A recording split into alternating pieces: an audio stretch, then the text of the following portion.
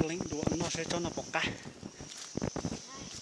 Ôi tao nó chỉ tao lấy nha, cho nó cá đùa đấy như đấy. Nó lọ cơ, dạ.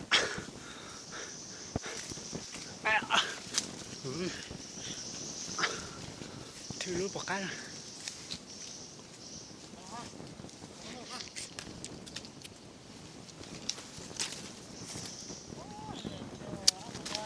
Chích cá, đập lớn chích cá.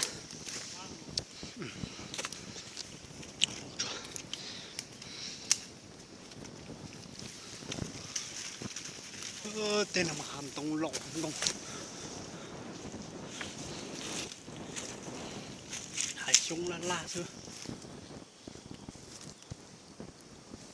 Xưa cơ chúng tôi tổ chuyện nhỏ.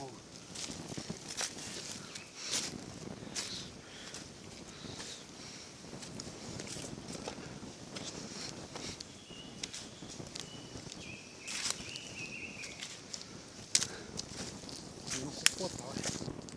Nó sẽ nói cho mình nhũ.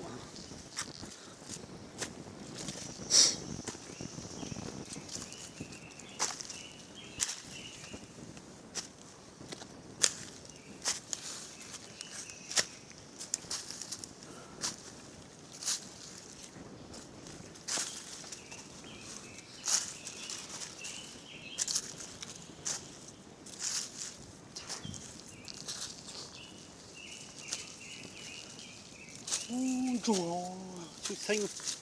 Ôi, gà triệu. Khinh rội hầu rồi. Lúc ta hấp bằng nó.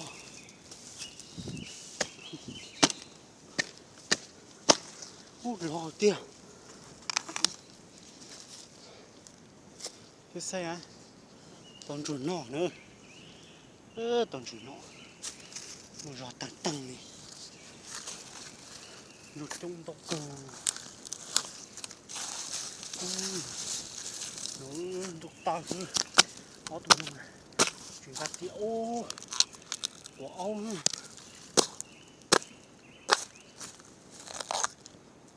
Của ong. Chỉ khổ mong đi. Chỉ lấy nó tụi nó.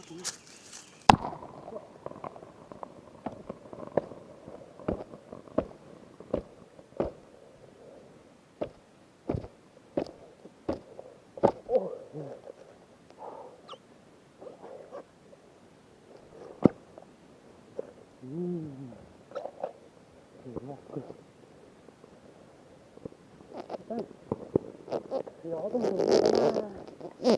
tung chuột nó cơ mà.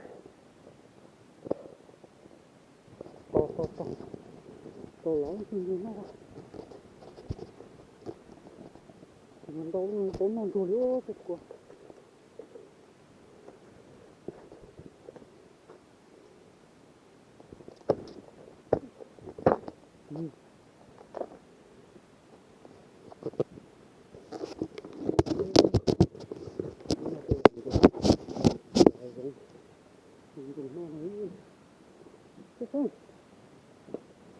Lệ tốt lắm rồi.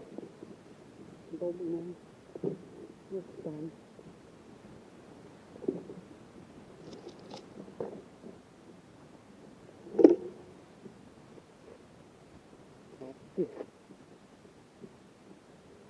Nó đâu éo ăn chuột. Đúng không?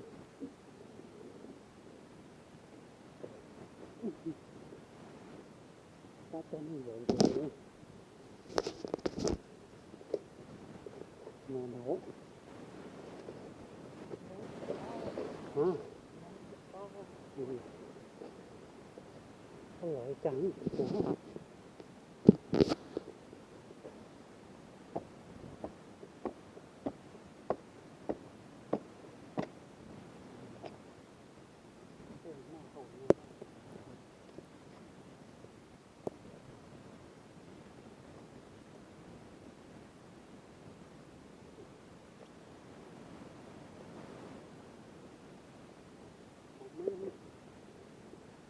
Nó chuột đi. Rau một thằng rừng ơi. Chúng ta nó có rồi.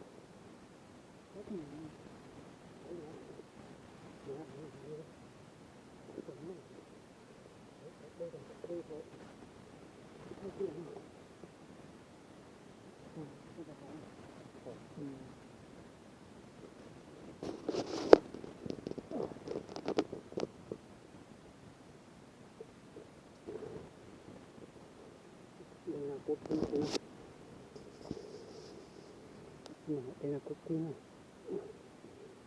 từ từ có bãi ở đây.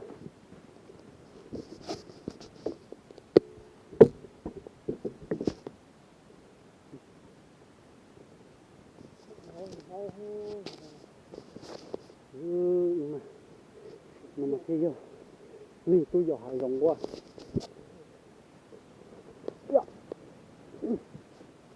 tối mai rau lại cá cờ mù cái lỗ đúng không có cái này thấy có hám mỏ tổ không rồi tổ không lo mà hám mỏ mình đúng bây giờ